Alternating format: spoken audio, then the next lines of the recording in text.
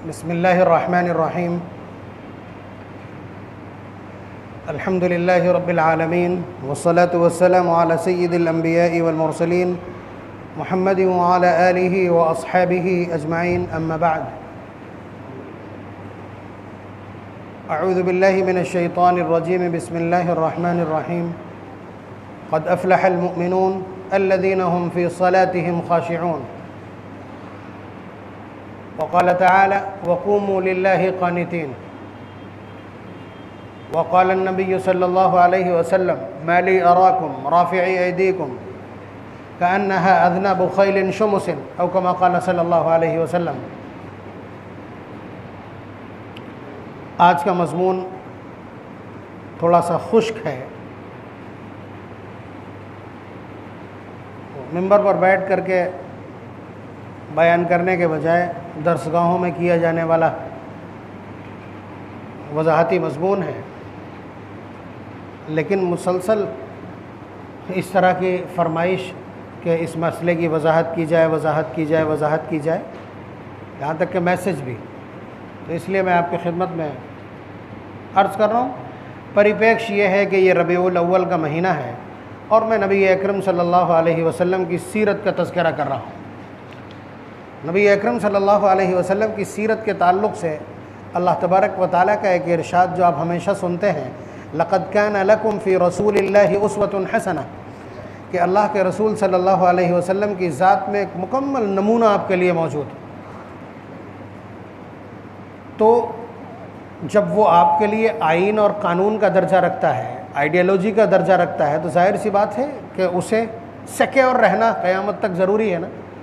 अल्लाह तबारक व तआला ने उसका निज़ाम बना दिया और सीरत महफूज रहती है तामुल से, सीरत महफूज रहती है अमल करने से।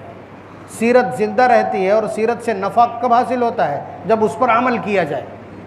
हमने ये पॉइंट गंवाया है कि हमारे झंडे बहुत ऊंचे हैं, हमारे नारे बहुत ज़ोर के हैं, हमारे माइक बहुत अच्छे हैं और नाते तो बराबर पढ़ रहे हैं, लेकिन वो जिस चीज़ से इनकलाब पैदा होना है वो है नबी का अमल, नबी की फॉलोइंग।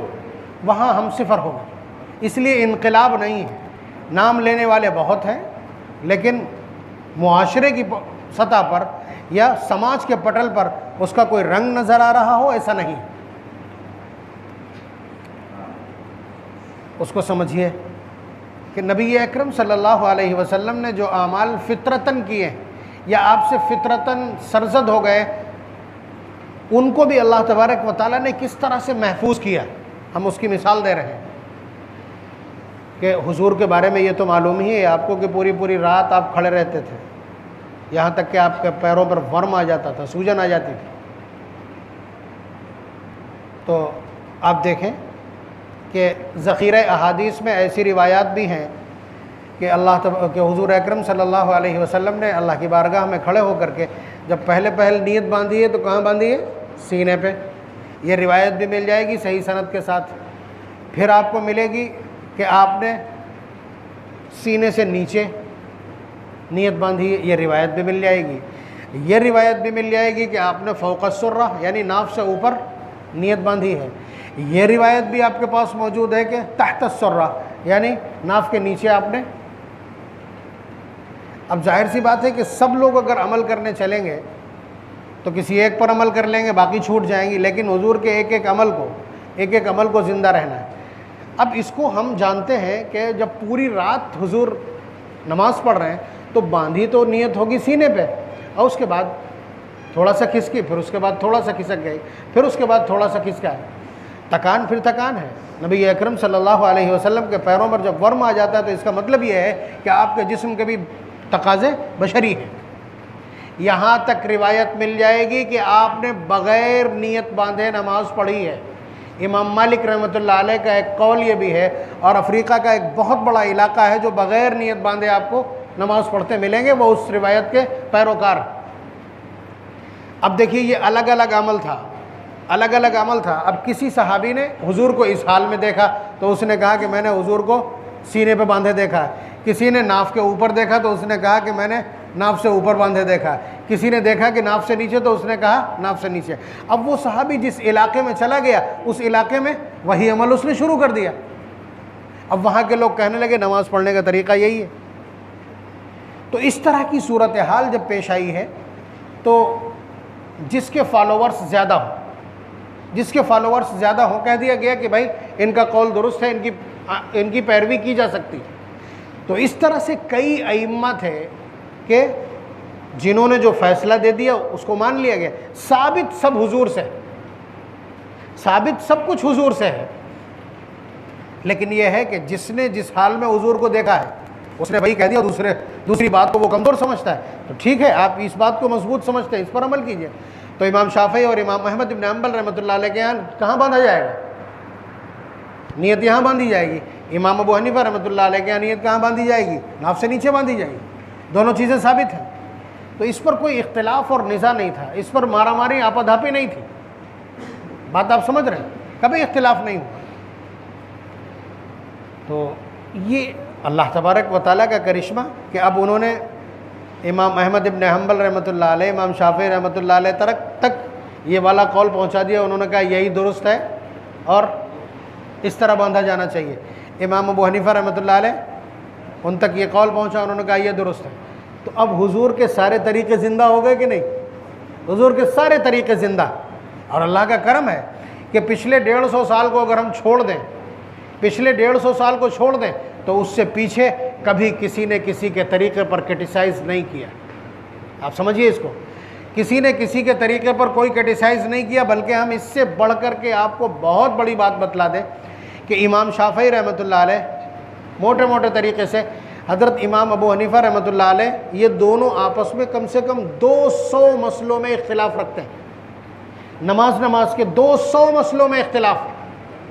सूरह फातिहा पढ़ने और न पढ़ने तक पे इख्तिलाफ है। इमाम साहब के यहाँ सूरह फातिहा मुक्तदी नहीं पढ़ेगा और इमाम शाफ़ी रहमतुल्लाह अलैह के यहाँ नहीं पढ़ेगा तो नमाज नहीं होगी, इतना तक इख्तिलाफ है। लेकिन हालात ये है कि हज़रत इमाम शाफ़ी रहमतुल्लाह अलैह बहुत जूनियर है हज़रत इमाम अबू हनीफा रहमतुल्लाह अलैह के मुकाबले में। जिस साल हज़रत इमाम अबू हनीफा रहमतुल्लाह अलैह का इंतकाल हो रहा है 70 साल की उम्र में, उसी साल हज़रत इमाम शाफ़ी रहमतुल्लाह अलैह पैदा हो रहे हैं।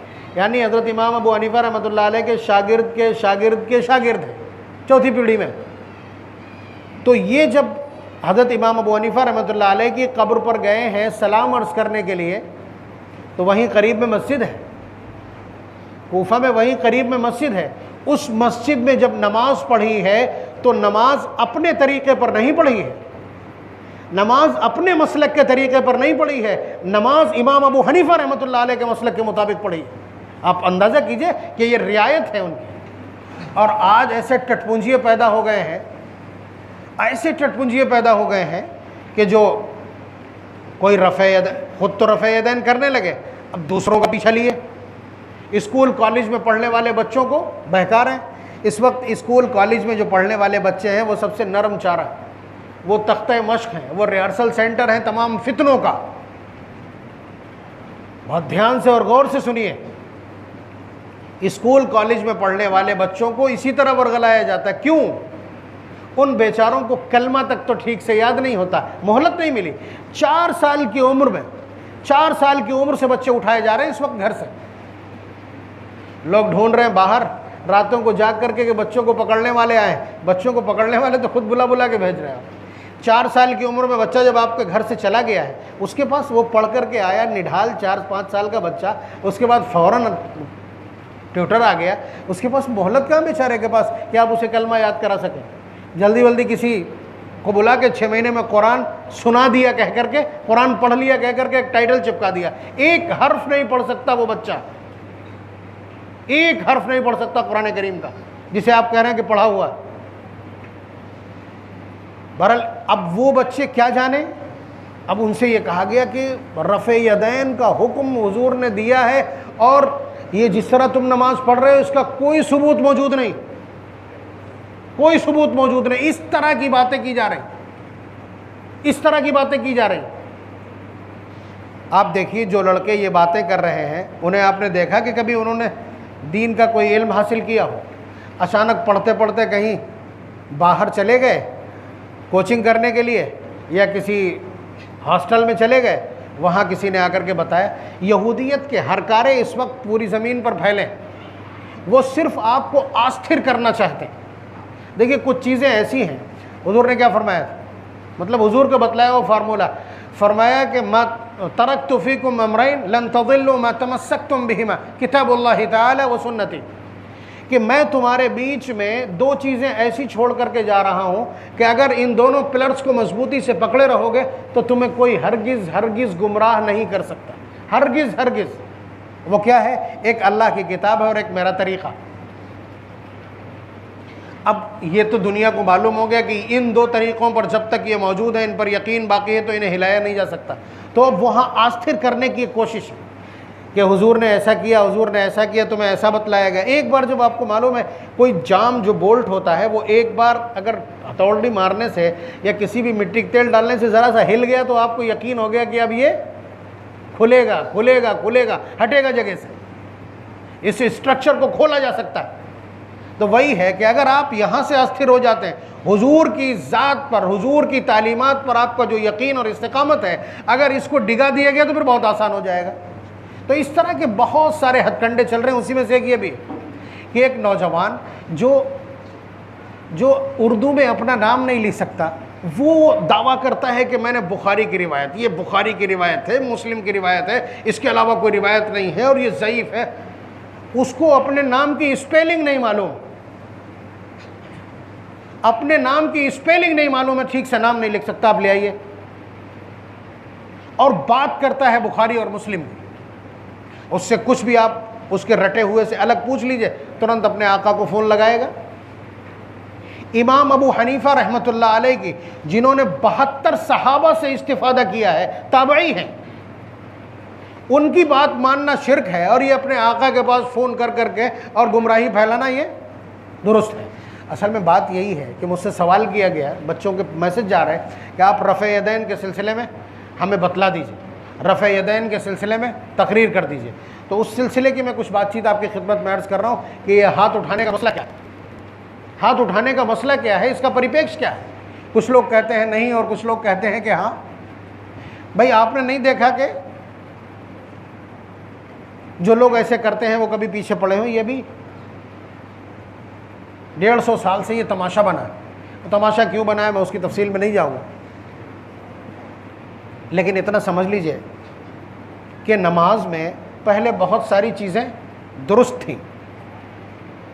नमाज के आगाज़ में मसलन जब सलाम फेरते थे तो इशारा भी करते थे हाथ से, जब सलाम फेरा जाता था नमाज में तो इशारा भी किया जाता था। इसी तरह अगर कोई आने जाने वाला आपको सलाम कर रहा है तो सलाम का जवाब दिया जाता था। बात आप समझ रहे हैं? इसी तरह रफ़े यदैन भी किया जाता था और एक जगह नहीं किया जाता था। हम बतला दें कहाँ कहाँ किया जाता था। जब नमाज शुरू की जाए तब रफ़े यदैन, जब रुकू के लिए जा रहे हैं तब रफ़े यदैन, जब रुकू से उठ रहे हैं तब रफ़े यदैन, जब सजदे के लिए जा रहे हैं तब रफ़े यदैन, सजदे से उठ रहे हैं तब रफ़े यदैन, अगली रकात के लिए जब खड़े हुए हैं तब रफ़े यदैन। नोट कर लीजिए, बहुत मुस्तनद रिवायत हज़रत मालिक इब्न हुवैरिस की, जिसको इमाम नसई ने नकल किया, इमाम मुस्लिम ने नकल किया। यानी हर रकात में 6 मरतबा, और अगर नमाज के आगाज़ का भी शुमार कर लें तो 7 जगह ये रफ़े यदैन था।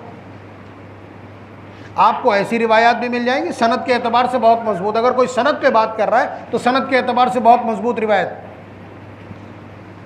उसके अलावा ऐसी रिवायत भी आपको मिल जाएगी जिसमें 5 जगह रफ़े यदैन है, ऐसी रिवायत भी आपको मिलेगी जिसमें 4 जगह रफ़े यदैन, ऐसी भी रिवायत आपको मिलेगी सही सनद की जिसमें 3 जगह रफ़े यदैन, ऐसी भी मिलेगी जिसमें 2 जगह रफ़े यदैन है, और ऐसी तो बेशुमार रिवायतें होंगी जिसमें 1 जगह रफ़े यदैन है।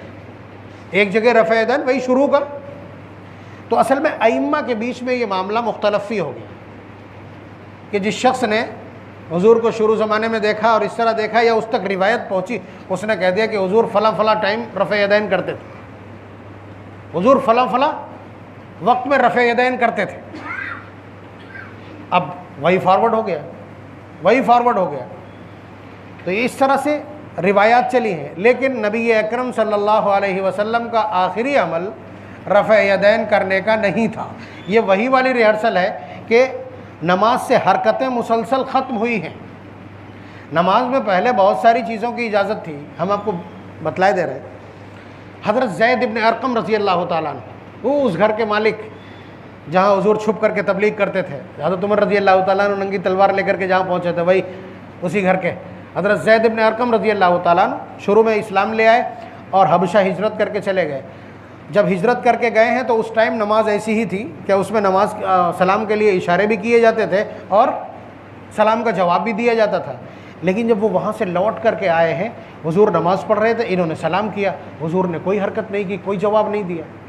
सहाबी रसूल इससे मर जाना आसान समझते हैं कि हुजूर उनके सलाम का जवाब ना दें, इसलिए कि ये नाराज़गी का सिंबल है।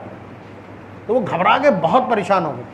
हुजूर ने नमाज मुकम्मल की, फिर हज़रत ज़ैद इब्न अरकम को बुलाया और उसके बाद फरमाया कि नमाज में पहले ये सब कुछ था जब तुम गए थे, लेकिन अल्लाह तबारक व तआला ने अब इन चीज़ों पर पाबंदी आयद कर दी है इन 2 आयात की वजह से, वक़ूमू लिल्लाहि क़ानितीन, कि तुम लोग अब खामोशी से खड़े रहा करो।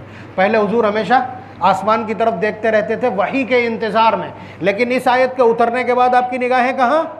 सजदे की जगह आ गई। फिर आपने आसमान की तरफ देखने के बारे में फरमाया कि हो सकता है तुम्हारी आंखें और बीनाई सल्ब कर ली जाए, आसमान की तरफ ना देखा करो। बात समझ रहे हैं? इसी तरह से ये सलाम का जवाब था, ये भी ख़त्म हुआ है। तो ये हरकत जो नमाज की है ये मुसलसल कम हुई है। इस आयत के बाद में ये हालात पैदा हुए। उसके बाद ये वाली आयत पारा नंबर 18 की आयत नंबर 2 सूरह मोमिनून की, क़द अफ़लहल मुमिनून अल्लज़ीना हुम फ़ी सलातिहिम ख़ाशिऊन, वो ईमान वाले कामयाब हो गए जो अपनी नमाज़ों में खुशू खुजू इख्तियार करते हैं, यानी अपनी नमाज़ों में खुशू इख्तियार करते हैं। अब इस खुशू की तफसीर क्या होगी? तफसीर के मामले में सबसे बड़ा कद है हज़रत अब्दुल्लाह इब्न अब्बास रज़ी अल्लाह तआला अन्हु का। इन्हें हुजूर ने खुसूसी दुआ दी है, अल्लाहुम्मा अल्लिमहुल किताब, ऐ अल्लाह अब्दुल्लाह इब्न अब्बास को किताब का इल्म अता कर दीजिए। हुजूर के चचाज़ाद भाई, वो चचा जिन्हें हुजूर ने अपना बाप करार दिया अल्फाज में, जिनका हाथ पकड़ करके हज़रत उमर रज़ी अल्लाह तआला अन्हु ने तवस्सुल किया था। बहरहाल तो हज़रत अब्दुल्लाह इब्न अब्बास रज़ी अल्लाह तआला ने इस आयत की तफसीर की है कि अल खाशिऊन अल मुतवाज़िऊन, जो लोग तवाज़ु के साथ अदब के साथ खड़े होते। कुछ लोगों को देखा होगा आपने ऐसे खड़े होकर टांगे फैला के, लगता ही है कि फ़ोटो सेशन में खड़े, फ़ोटो खिंचवाने के लिए खड़े, उसमें कहीं अदब नज़र आता है? अदब तो बहुत एहतराम के साथ, खामोशी के साथ, कुनूत के साथ खड़े होने का नाम। आप अंदाज़ा कीजिए कि अल मुतवाज़िऊन, जो लोग तवाज़ो इख्तियार करने वाले हैं, अल्लज़ीना ला यल्तफ़ितून यमीनन वला शिमालन, जो ना दाईं तरफ देखते हैं और ना बाईं तरफ देखते हैं नमाज में। पहले देखना दुरुस्त था। इस आयत के बाद हज़रत अब्दुल्लाह इब्न अब्बास रज़ी अल्लाह तआला अन्हु इस आयत की वजाहत कर रहे हैं कि जो लोग दाएं बाएं नहीं देखते हैं और अकड़ के खड़े नहीं होते बल्कि मुतवाज़े खड़े होते हैं, वला यरफ़ऊन अयदियहुम फ़िस्सलाह, और नमाज में रफ़े यदैन नहीं करते, वला यरफ़ऊन अयदियहुम फ़िस्सलाह, और नमाज में रफ़े यदैन नहीं करते। ये हज़रत अब्दुल्लाह इब्न अब्बास रज़ी अल्लाह तआला अन्हु के अल्फाज हैं आयत करीमा की वजाहत में। तो इसलिए मैं अर्ज़ कर रहा हूँ कि ये मुसलसल आयात जब उतरी हैं तो ये मामला ख़त्म हुआ, ये मामला ख़त्म हुआ है। उसकी और इससे भी बड़ी दलील सनद के एतबार से इमाम मुस्लिम ने नकल की है, सफ़ा नंबर 181, कि हुजूर निकल करके आए। हज़रत जाबिर इब्न समुरा रज़ी अल्लाह तआला अन्हु फरमाते हैं कि खरजा अलैना रसूलुल्लाह सल्लल्लाहु अलैहि वसल्लम, हुजूर हमारे पास तशरीफ़ लाए और हम लोग रफ़े यदैन करके नमाज़ पढ़ रहे थे। तो हुजूर ने क्या फरमाया? देखिए, फरमाया माली अराकुम राफ़िई ऐदीकुम कअन्नहा अज़नाबु खैलिन शुमुसिन, अरे मैं ये क्या देख रहा हूँ, मैं ये क्या देख रहा हूँ कि तुम लोग अपने हाथ ऐसे हिला रहे हो जैसे शरीर घोड़े अपनी दुम हिलाते, जैसे शरीर घोड़े बिगड़ैल घोड़े अपनी दुम हिलाते हैं, उस तरह से तुम लोग ये नमाज में हाथ क्यों हिला रहे हो? उस्कुनू फ़िस्सलाह, नमाज में सुकून इख्तियार करो। मुस्लिम की रिवायत। कोई कहेगा कि ये सलाम फेरने के बारे में, सलाम फेरने वाली रिवायत अलग है, उसमें रिवायत के अल्फाज ये हैं सल्ला बिना रसूलुल्लाह सल्लल्लाहु अलैहि वसल्लम, कि हमने हुजूर के साथ नमाज़ पढ़ी, यानी ये जमात में शरीक होने वालों की रिवायत। और वो फरमा रहे कि खरजा अलैना, कि हुजूर हमारे पास तशरीफ़ लाए। तो ये दोनों चीज़ें अलग अलग हैं, ये दोनों रिवायात अलग अलग है, खल्त करके और बेवकूफ़ बनाने की कोशिश। बेवकूफ़ बनाने की तो कोशिश इसलिए की जाती है कि जो बच्चा सामने है वो कुछ जानता नहीं है, वो कुछ जानता नहीं है, उसे पेड़ पे चढ़ा के पेड़ काट दिया जाता है। क्या कहा जाता है कि तर्क रफ़ा की, यानी रफ़े यदैन छोड़ने के बारे में हुजूर ने कहीं फरमाया हो, दिखा दो हदीस।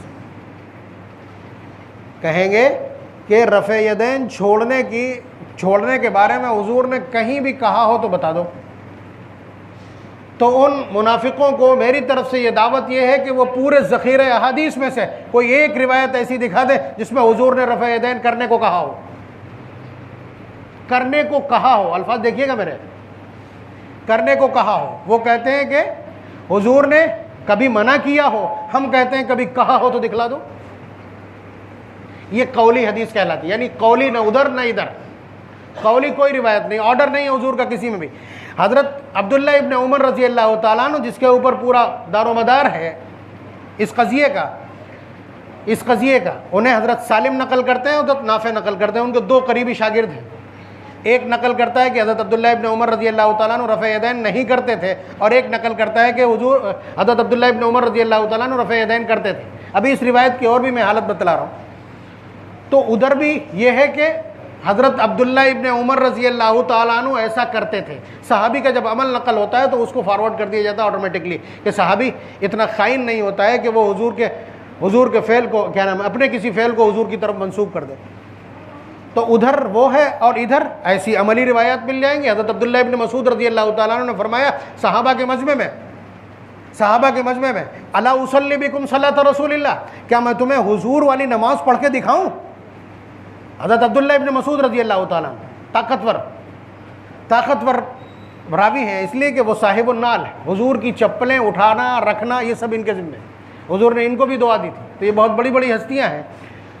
तो उन्होंने फरमाया कि मैं हुजूर वाली नमाज़ पढ़ के दिखाऊं।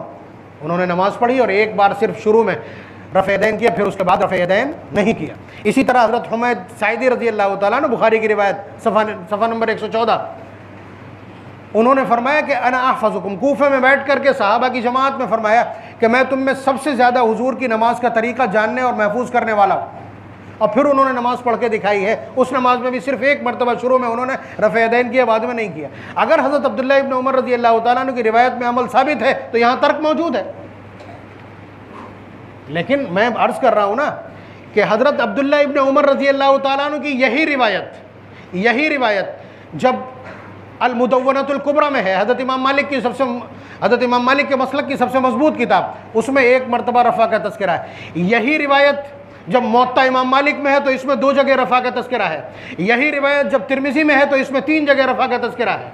और यही रिवायत जब जुज़ु रफ़ील यदैन इमाम बुखारी के रिसाले में है तो वहाँ 5 जगह रफ़ा यदैन का तज़किरा है। एक ही रिवायत है। तो ये रिवायत का इज़्तिराब कहलाता है। इज़्तिराब कहलाता है। जिस रिवायत पर मदार है उस रिवायत की हैसियत ये है। हज़रत अब्दुल्ला इब्न उमर रज़ी अल्लाह ताला अन्हु से रफ़ा यदैन भी नकल किया गया और तर्क रफ़ा भी नकल किया गया। हज़रत अब्दुल्ला इब्न अब्बास रज़ी अल्लाह ताला अन्हु से रफ़ा यदैन और तर्क रफ़ा दोनों नकल किया गया।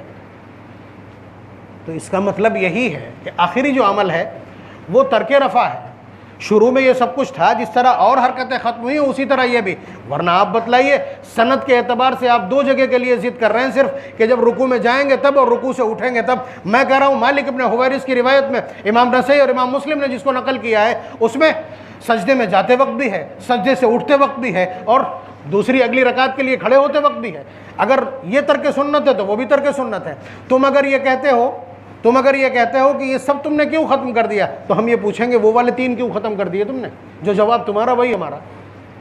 तो ये तो उन लोगों से उलझते हैं ना, उन लोगों से, वो भी जो फॉरवर्ड कर रहे हैं इस पूरे मुकदमे को वो भी अनपढ़ हैं, और जिन्हें बहकाया जा रहा है वो भी अनपढ़ है। हदीस का तर्जुमा नहीं जानते, लफ्ज़ हदीस का तर्जुमा, ये हदीस क्या पढ़ेंगे? उनकी 7 पुश्तों को चुनौती है जो हरकारे बन करके यहाँ तमाशा कर रहे हैं कि वो एक सनद पढ़ के दिखाते हैं इस रिवायत की, और वो तय करेंगे कि मसलक कौन सी रिवायत से कौन सा मुस्तंबत होता है। गुमराही से बचो, अल्लाह के वास्ते।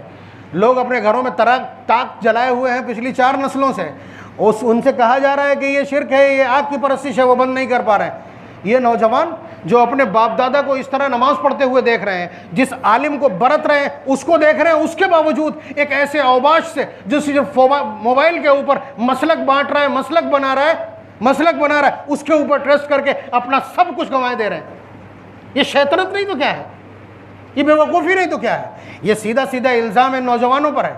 पढ़ क्या रहे हो, क्या पढ़ा है? इसलिए तुम्हारा दीन क्या है? तुम्हारे दीन के दुश्मन चारों तरफ है, तुम्हारे अकायद के दुश्मन चारों तरफ है। कम से कम इतने मजबूत तो हो, इतने मजबूत तो हो कि अब तक जो अमल कर रहे थे उसमें सही क्या था, गलत क्या था। ऐसे लोगों को छोड़कर जो दीन की अलिफ से या तक जानते हैं, नबूवत का और हदीस का मिजाज जानते हैं, उनसे पूछने की हाजत नहीं, फ़ोन पर मसलक बना रहे हैं। ये कोई आईडी है किसी मोबाइल की कि आप बना लेंगे हर जगह बैठ करके? इसलिए धोखा ऐसे दिया जाता है, जैसे मैंने बताया ना कि हुजूर ने कहीं मना नहीं किया, तो हुजूर ने कहा कहाँ है वो बता दे कोई। लाल ऐसा पैदा हो गया हो तो, इल्म हदीस का इतना बड़ा अल्लामा। और अगर बात छोड़ने की है, बात अमल की है, तो अमल करने की वहाँ भी रिवायात, यहाँ भी रिवायात है, लेकिन असल बात वही है। उसकी सबसे बड़ी सनद ये है कि इमाम अबू हनीफ़ा रहमतुल्लाह अलैह सहाबा का मुआशरा देखे हुए, सहाबा का मुआशरा देखे हुए हैं। उन्होंने सहाबा के अमल को देख करके अपना मसलक तय किया है। बुखारी उनसे 150 साल बाद लिखी जा रही है, बुखारी 150 साल बाद। बाकी जो 2 हज़रात हैं हमारे, जो इमाम शाफ़ी रहमतुल्लाह अलैह, इमाम अहमद इब्न हम्बल रहमतुल्लाह अलैह, ये दोनों बहुत जूनियर हैं उन दोनों के मुकाबले में।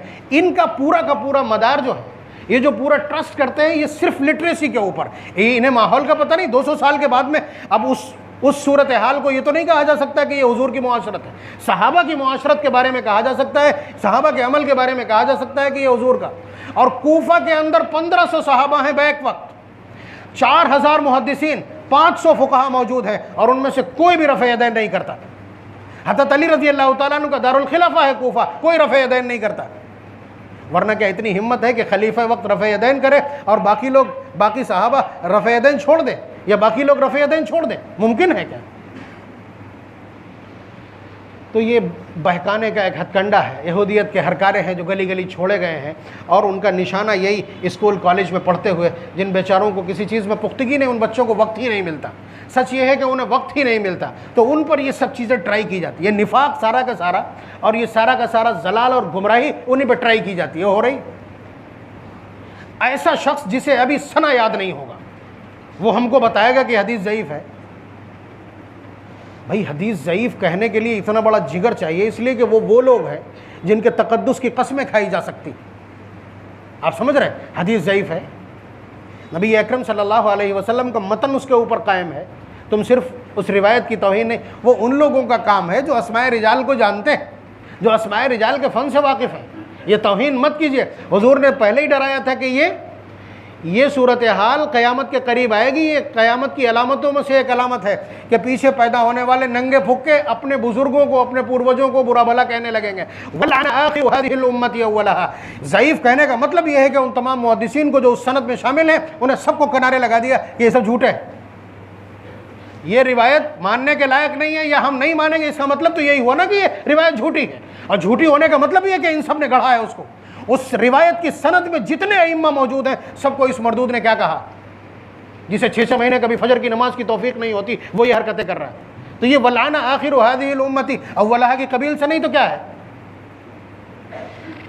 इसलिए, और फिर ये कोई वाजिब और फ़र्ज़ का मामला नहीं है, ये सिर्फ मुस्तहब या बहुत ज़्यादा खींच ले जाएंगे सुन्नत का मामला है। उस पर ये तमाशा, खुद की फ़र्ज़ छूट रही है कोई फ़िक्र नहीं, पूरा घर नमाज नहीं पढ़ता कोई फ़िक्र नहीं, पड़ोस वाला रफ़े यदैन नहीं कर रहा उसके पिन किए हुए, क्या बदमाशी है? इसका मतलब ये है कि नीयत में खोट है, अस्थिर करना चाहते हो, तमाशा बनाना चाहते हो दीन का, चाहते हो कि ये नौजवान नस्ल दीन के इन मामलात में उलझे जो पहले से मजबूत चले आते हैं, यानी हिस्से बखरे कर देना चाहते हैं इस्लाम और इस्लामी तालीमात के, उसके इस्तेहकाम को पारा पारा कर देना चाहते हैं, ईंट से ईंट बजा देना चाहते हैं। ये हरकारे हैं, ये नुमाइंदे और एजेंट हैं।